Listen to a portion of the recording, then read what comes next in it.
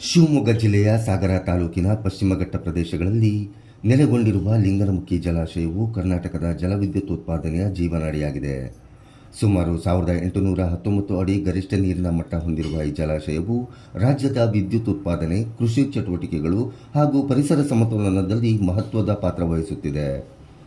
ಆದರೆ 2026ರ ಮುಂಗಾರು ಋತುವಿನ ಆರಂಭಿಕ ಹಂತದಲ್ಲಿ ನಿರೀಕ್ಷಿತ ಪ್ರಮಾಣದ ಮಳೆ ಸುರಿಯದ ಕಾರಣ ಜಲಾಶಯದ ಜಲಾನಯನ ಪ್ರದೇಶಗಳಲ್ಲಿ ನೀರಿನ ಸಂಗ್ರಹ ಗಣನೀಯವಾಗಿ ಹೆಚ್ಚಾಗಿಲ್ಲ. ಜೂನ್ ತಿಂಗಳ ಕೊನೆಯ ವಾರ ಸಮೀಪಿಸುತ್ತಿದ್ದರೂ ಜಲಾಶಯಕ್ಕೆ ಹರಿದು ಬರುವ ನೀರಿನ ಪ್ರಮಾಣ ನಿರೀಕ್ಷಿತ ಮಟ್ಟ ತಲುಪದಿರುವುದು ಸ್ಥಳೀಯರು, ರೈತರಲ್ಲಿ ಆತಂಕ ಮೂಡಿಸಿದೆ. ಲಿಂಗನಮಕ್ಕಿ ಜಲಾಶಯ ಮತ್ತು ಶರಾವತಿ ಹಿನ್ನೀರಿನ ಪ್ರದೇಶವನ್ನು ನಾವು ಈಗಾಗಲೇ ಹಲವಾರು ಬಾರಿ ನಾವು ನೋಡಿದ್ದೇವೆ. ಈ ಟೈಮ್ನಲ್ಲಿ ಅಂದ್ರೆ ಒಂದು ಜೂನ್ ತಿಂಗಳಲ್ಲಿ ಮಳೆಯಿಂದಾಗಿ ಇಲ್ಲಿ ಹಿನ್ನೀರಿನ ನೀರು ತುಂಬಿಕೊಂಡಿರ್ತಿತ್ತು. ಆದರೆ ಈಗ ಪರಿಸ್ಥಿತಿ ಬದಲಾಗಿದೆ.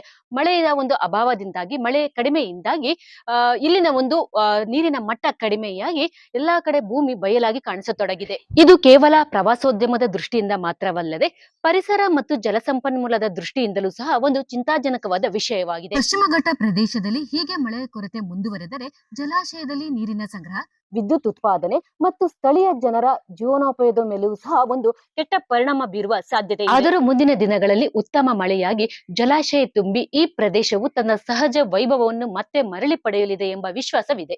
ಸಾಮಾನ್ಯವಾಗಿ ಜೂನ್ ಮೊದಲ ಅಥವಾ ಎರಡನೇ ವಾರದಿಂದಲೇ ಶರಾವತಿ ನದಿಯ ಜಲಾನಯನ ಪ್ರದೇಶದಲ್ಲಿ ವ್ಯಾಪಕ ಮಳೆಯಾಗುತ್ತಿತ್ತು. ಲಿಂಗನಮುಖಿ ಜಲಾಶಯದ ಒಳಹರಿವು ವೇಗವಾಗಿ ಏರಿಕೆಯಾಗುತ್ತಿತ್ತು. ಕಳೆದ ಹಲವು ವರ್ಷಗಳ ಅಂಕಿಅಂಶಗಳನ್ನು ಗಮನಿಸಿದರೆ ಜೂನ್ ಅಂತ್ಯದ ವೇಳೆಗೆ ಜಲಾಶಯದಲ್ಲಿ ನೀರಿನ ಮಟ್ಟದಲ್ಲಿ ಗಮನಾರ್ಹ ಏರಿಕೆ ದಾಖಲಾಗುತ್ತಿತ್ತು. ಆದರೆ ಈ ಬಾರಿ ಮಳೆಯ ಕೊರತೆಯಿಂದ ಹಿನ್ನೀರಿನ ಅನೇಕ ಪ್ರದೇಶಗಳಲ್ಲಿ ನೀರಿನ ಪ್ರಮಾಣ ಕಡಿಮೆಯಾಗಿ ಸಾಮಾನ್ಯವಾಗಿ ನೀರಿನಿಂದ ಆವೃತವಾಗಿರುವ ಭೂಭಾಗಗಳು ಬಯಲಾಗಿವೆ. ವಿಶೇಷವಾಗಿ ಶರಾವತಿ ಹಿನ್ನೀರಿನ ತೀರ ಪ್ರದೇಶದಲ್ಲಿ ಕೆಂಪು ಮಣ್ಣು, ಕಲ್ಲು ಬಂಡೆಗಳು ಹಾಗೂ ಹುಲ್ಲುಗಾವಲುಗಳು ಗೋಚರಿಸುತ್ತಿರುವ ದೃಶ್ಯ ಸ್ಥಳೀಯರ ಗಮನ ಸೆಳೆಯುತ್ತಿದೆ. ಲಿಂಗನಮುಕ್ಕಿಯಲ್ಲಿ ಜಲಾಶಯದ ಒಟ್ಟು ನೀರು ಸಂಗ್ರಹ ಸಾಮರ್ಥ್ಯ ಸುಮಾರು 151 ಟಿಎಂಸಿ ಅಡಿಗಳಷ್ಟಿದೆ. ಜಲಾಶಯದ ನೀರಿನ ಮಟ್ಟ ಮತ್ತು ಒಳಹರಿವು ರಾಜ್ಯದ ಜಲವಿದ್ಯುತ್ ಉತ್ಪಾದನೆಗೆ ನೇರವಾಗಿ ಸಂಬಂಧ ಹೊಂದಿದೆ. ಜೋಗ ಜಲಪಾತದ ವೈಭವವು ಇದೇ ಜಲಾಶಯದ ನೀರಿನ ಹರಿವಿನ ಮೇಲೆ ಅವಲಂಬಿತವಾಗಿದೆ. ಸಾಮಾನ್ಯವಾಗಿ ಮುಂಗಾರು ಉತ್ತಮವಾಗಿದ್ದರೆ ಜೋಗ ಜಲಪಾತವು ತನ್ನ ಪೂರ್ಣ ವೈಭವದಲ್ಲಿ ಹರಿಯುತ್ತದೆ.